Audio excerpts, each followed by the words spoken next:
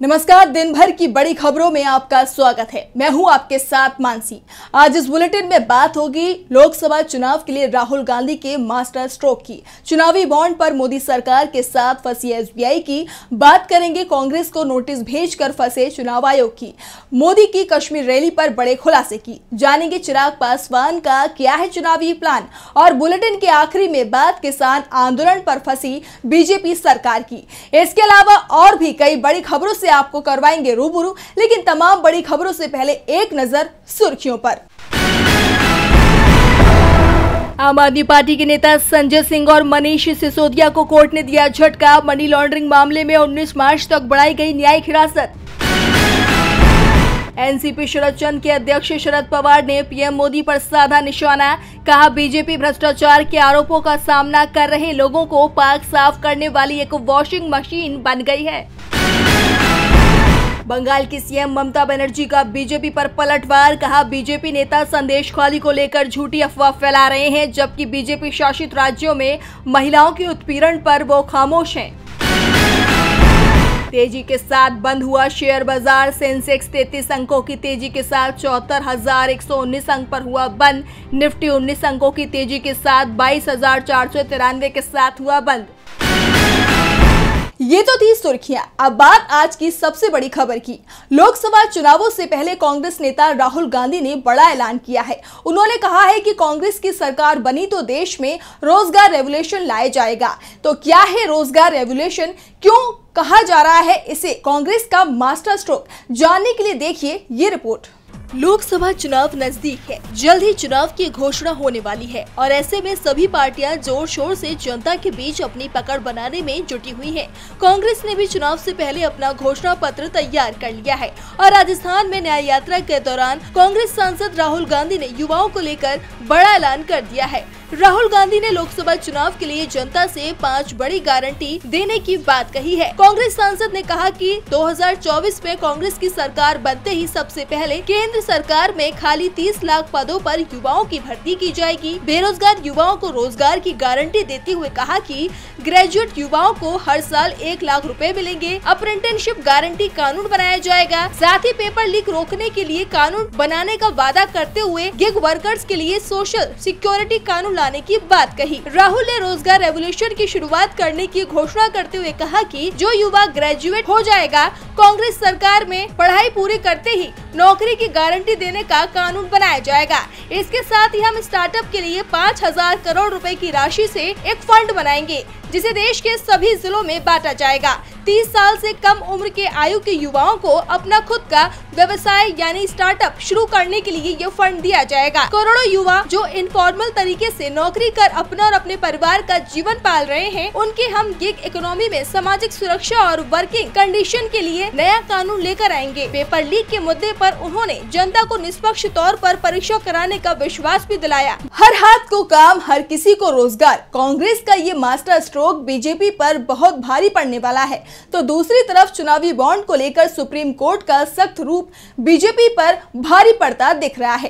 Court ने SBI को 6 मार्च तक का बॉन्ड के बारे में पूरी जानकारी चुनाव आयोग को देने को कहा था, लेकिन एसबीआई ने ऐसा नहीं किया और अब बीजेपी के साथ एसबीआई भी फंसती दिख रही है, क्योंकि मामला फिर सुप्रीम कोर्ट पहुंच गया है। चुनावी बॉन्ड मामले में एसबीआई चुनाव आयोग को सारी जानकारी चुनाव हो जाने के बाद यानी 30 जून तक उपलब्ध कराना चाहता है, लेकिन यहाँ न केवल बहानेबाजी है बल्कि सरासर अदालत के खिलाफ मुखालफत भी है।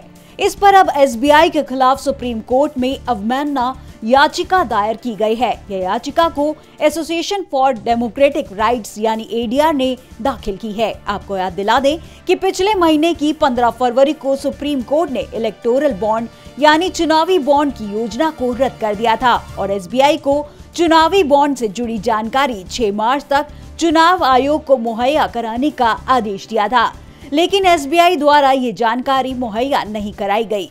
इसी वजह से एडीआर ने सुप्रीम कोर्ट में यह याचिका दाखिल की है। इससे पहले बताया जा रहा है कि चुनावी बॉन्ड मामले में एसबीआई को जानकारी मुहैया कराने वाले आदेश की तारीख को आगे बढ़ाने की मांग वाली याचिका पर सुप्रीम कोर्ट में 11 मार्च को सुनवाई हो सकती है। अब देखना होगा कि 11 मार्च को एसबीआई और बीजेपी का खेल कामयाब होगा या फिर दोनों बुरी तरह से फंसेंगे। बीजेपी मुश्किल में दिखाई दे रही है और उसके चलते एसबीआई भी मुश्किल में फंस गई है, तो दूसरी तरफ चुनाव आयोग विपक्ष को घेरने की कोशिश में खुद फंस गया है। राहुल गांधी को चुनाव आयोग ने संभल कर बोलने को कहा है, लेकिन आयोग के इस निर्देश पर अब विपक्ष ने उसे घेर लिया है। कांग्रेस ने सवाल उठाए हैं कि चुनाव आयोग पीएम के लिए ऐसे शब्द कब बोलेगा। कांग्रेस सांसद राहुल गांधी को चुनाव आयोग ने एडवाइजरी जारी की है। इसमें राहुल गांधी को बयानबाजी करने पर अधिक सावधान और सतर्क रहने की सलाह दी गई है। चुनाव आयोग ने पीएम मोदी पर की गई बयानबाजी पर दिल्ली हाई कोर्ट के आदेश और राहुल गांधी के जवाब सहित सभी तथ्यों पर विचार करने के बाद कांग्रेस नेता को भविष्य में अधिक सावधान और सतर्क रहने की सलाह दी है। चुनाव आयोग के इस एडवाइजरी के बाद कांग्रेस ने चुनाव आयोग को घेरना शुरू कर दिया है।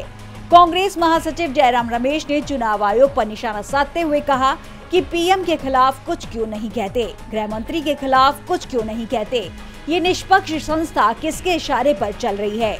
हिम्मत दिखानी चाहिए और मोदी अमित शाह को भी नोटिस देना चाहिए, उन्हें भी बोलना चाहिए, खाली राहुल गांधी को नोटिस क्यों देते हैं। वहीं कांग्रेस सांसद दिग्विजय सिंह ने भी चुनाव आयोग पर हमला बोलते हुए कहा कि ये बिल्कुल गलत है।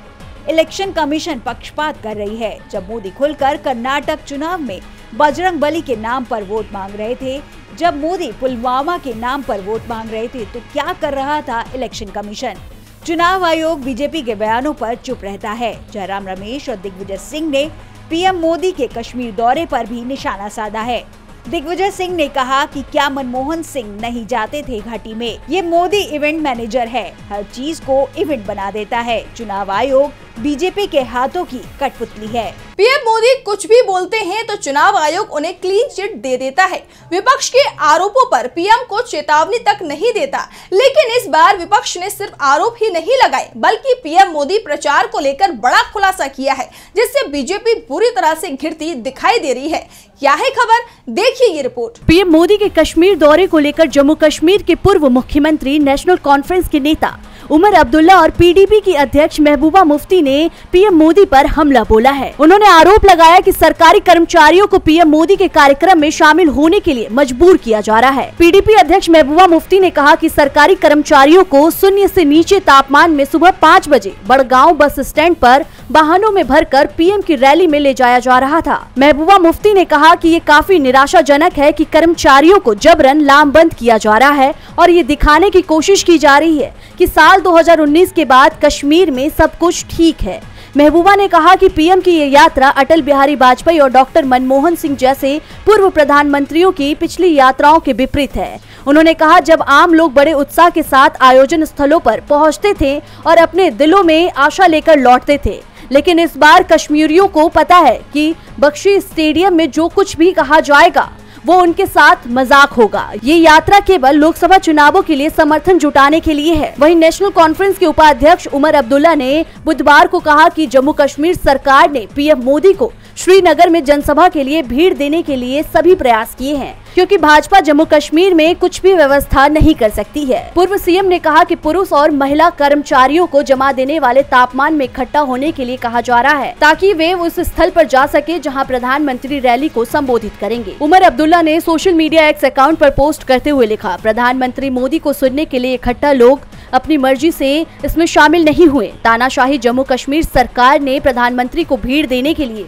हर संभव कोशिश की है, क्योंकि भाजपा प्रशासन के बिना जम्मू कश्मीर में कुछ भी नहीं कर सकती है। वहीं आपको बता दें कि कांग्रेस महासचिव जयराम रमेश ने भी पीएम मोदी पर निशाना साधा है। जयराम रमेश ने कहा कि धमकी देकर लोगों को पीएम मोदी की रैली में बुलाया गया है, जबरदस्ती लोगों को श्रीनगर लाया जा रहा है। हमारा एक ही सवाल है कि जम्मू कश्मीर को राज्य का दर्जा कब मिलेगा, चुनाव कब होंगे वहाँ। क्या भीड़ जबरदस्ती बुलाई गई थी? इन सवालों का जवाब बीजेपी को देना पड़ेगा। विपक्ष की घेराबंदी के चलते एनडीए में खलबली मची हुई है। उसके सहयोगी एक के बाद एक पाला बदल रहे हैं। एनडीए के साथ अब बिहार में खेला होने के संकेत मिल रहे हैं। तो क्या है खबर, देखिए ये रिपोर्ट। लोकसभा चुनाव से पहले एनडीए में सीट शेयरिंग को लेकर बवाल मचा हुआ है। एक तरफ पीएम मोदी अब की बार 400 पार का नारा दे रहे हैं, तो दूसरी तरफ एनडीए में बगावत तेज होती दिखाई दे रही है और इस बगावत से इंडिया गठबंधन लगातार मजबूत हो रहा है। इसी कड़ी में लोकसभा चुनाव के लिए सीट शेयरिंग को लेकर बिहार में एनडीए के बीच खींचतान जारी है। ऐसे में इंडिया गठबंधन ने सियासी मैदान पर बीजेपी को मात देने के लिए एक चाल चली है, जिससे ये माना जा रहा है कि इंडिया गठबंधन बीजेपी का खेल बिगाड़ सकता है। दरअसल सूत्रों के मुताबिक इंडिया गठबंधन ने लोक जनशक्ति पार्टी के प्रमुख चिराग पासवान को बिहार में 8 और उत्तर प्रदेश में 2 लोकसभा सीटों की पेशकश की है। सूत्रों के हवाले बताया जा रहा है कि ये प्रस्ताव चिराग पासवान के लिए अट्रैक्शन साबित हो सकता है और चिराग पासवान इंडिया गठबंधन के इस ऑफर को मान भी सकते हैं। आपको बता दें कि एनडीए कथित तौर पर पासवान को बिहार में केवल 6 लोकसभा सीटों की पेशकश कर रहा है।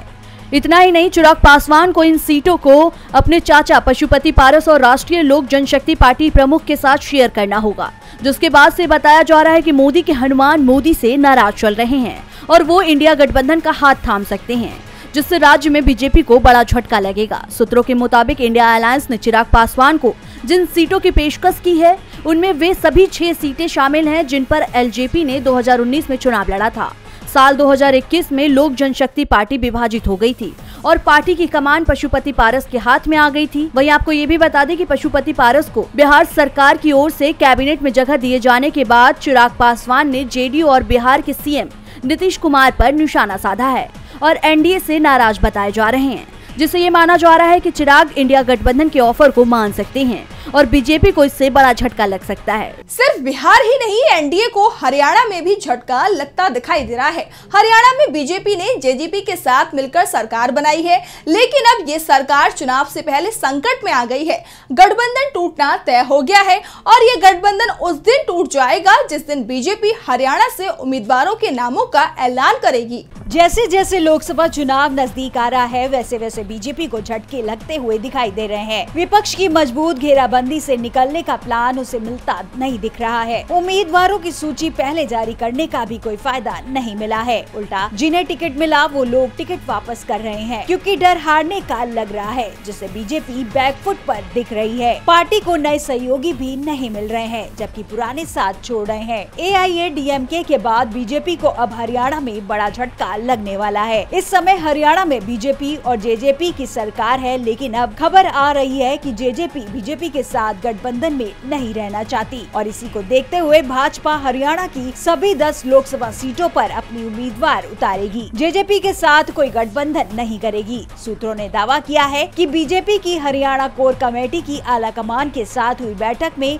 ये तय हो गया है। पार्टी का मानना है कि 10 सीटों पर वो अकेले चुनाव लड़ेगी। बीजेपी ने अकेले ही लड़ने का मन बना लिया है। भाजपा हरियाणा की लोकसभा सीटों पर 10 मार्च के बाद कभी भी उम्मीदवारों की घोषणा कर सकती है, जिससे ये माना जा रहा है कि हरियाणा में जेजेपी बीजेपी से अलग होकर चुनाव लड़ेगी, जिससे बीजेपी को राज्य में तगड़ा झटका लग सकता है। और बुलेटिन के आखिरी में बात किसान आंदोलन की। किसान आंदोलन को आज 24 दिन पूरे हो चुके हैं। किसान जहां MSP के साथ अपनी दूसरी मांगों को लेकर दिल्ली कूच पर डटे हुए हैं, तो वहीं प्रदर्शन के दौरान युवा किसान शुभकरण की जान जाने को लेकर भी किसानों में सरकार के खिलाफ काफी ज्यादा आक्रोश भरा हुआ है। मामले में पंजाब और हरियाणा हाईकोर्ट ने सुनवाई के दौरान अहम फैसला सुनाया। तो क्या है कोर्ट का फैसला, जानने के लिए देखिए ये रिपोर्ट। पिछले 24 दिन से किसान दिल्ली कूच पर अड़े हुए हैं। वाटर कैंस, रबर की गोलियां, आंसू गैस के गोले, सब कुछ का सामना करते हुए किसान पीछे हटने को तैयार नहीं है, तो सरकार भी उनकी मांगे मानने को तैयार नहीं है। दिल्ली कूच करते हुए किसानों को पंजाब हरियाणा बॉर्डर पर ही रोक लिया गया। किसान और सरकार के बीच इस जंग में एक युवा शुभकरण की जान चली गई, जिसके बाद किसानों के अंदर आक्रोश बढ़ गया है। मामले में पंजाब हरियाणा हाईकोर्ट में सुनवाई हुई। सुनवाई के दौरान कोर्ट ने पंजाब और हरियाणा सरकार को जोरदार फटकार लगाई। कोर्ट ने दोनों राज्यों की सरकार को किसान आंदोलन के मुद्दे पर लापरवाह रवैया दिखाने वाला बताया। कोर्ट का कहना है कि दोनों ही सरकारें इस पूरे मामले में अपनी जिम्मेदारियां सही से नहीं निभा पाई हैं। इसके साथ ही शुभकरण की जांच जाने के मामले में जांच के आदेश दिए हैं। कोर्ट ने कहा कि रिटायर्ड जज की अगुवाई में पूरे मामले की जांच होगी और इसके साथ ही जांच के लिए 3 मेंबरों की समिति का गठन करने के निर्देश दिए। तो दूसरी तरफ किसानों ने भी साफ कर दिया है कि अपनी मांगों को पूरा करवाए बिना वो घर वापस नहीं जाएंगे। किसान नेता सरवर सिंह पंडेर ने ऐलान किया है कि 8 मार्च को अंतर्राष्ट्रीय कामगार महिला दिवस पर देश भर से बड़ी संख्या में महिलाएं शंभू और खनूरी मोर्चे में पहुंचेंगी। 10 मार्च को दोपहर 12 बजे से 4 बजे तक पूरे देश में ट्रेनें रोकी जाएंगी। हरियाणा के राष्ट्रीय कुंडू खाप के प्रधान जयवीर कुंडू ने भी सरकार को किसान की मांगे पूरी करने के लिए 16 मार्च तक का अल्टीमेटम देते हुए सभी जिलों में मोर्चे लगाने का ऐलान किया है। उन्होंने किसानों का समर्थन न करने वालों को चुनाव में वोट न देने की बात भी कही है। तो आज इस बुलेटिन में इतना ही। देखते रहिए DB लाइव। नमस्कार।